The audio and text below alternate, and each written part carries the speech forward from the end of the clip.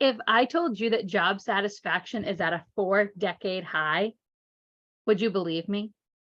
Great news. You don't have to take my word for it.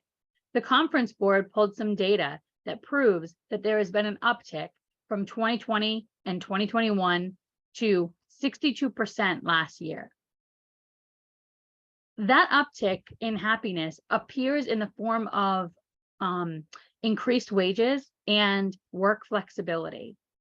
So surprise, surprise, those moves that employees were making, that employers and the media designated as the Great Resignation or quiet quitting or whatever other negative aspect that they wanted to put on them, those employees and the changes that they were making, and companies like myself and others who were promoting, you know, more effectiveness from leaders, more people first cultures, right?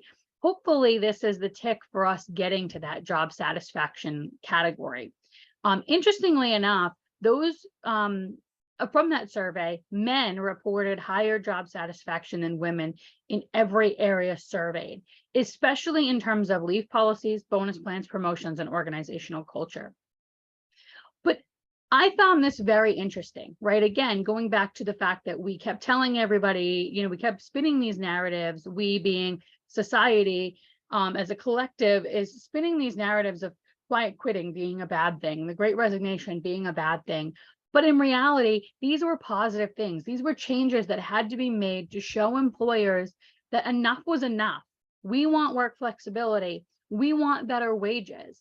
And the pandemic, although it was awful for many of us, it allowed for those individuals to really start to understand what was important to them and how to elevate that and use their voice to promote those needs that they had to their employer and make change. And I hope that this is just the start of making change. People like myself and others who are people first focused or who have a empathetic leadership mindset know that this is just the beginning.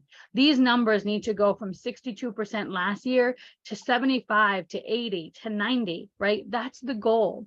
So job satisfaction is up. If you don't feel that it's up in your organization, how can you make an impact today on A People Friday? How can you start to develop a plan for the weeks to follow that increase your job satisfaction to 62%, 70%, 75%? How can you be part of that number if you're not already? If you don't know how to do that, call me at A People Partner LLC. I'm happy to help you. Otherwise, I wish you all the best, and I hope that you start implementing some of these strategies in the weeks to follow to help improve your job satisfaction numbers, because there's always room for improvement. Wishing you all a great weekend. Bye, y'all.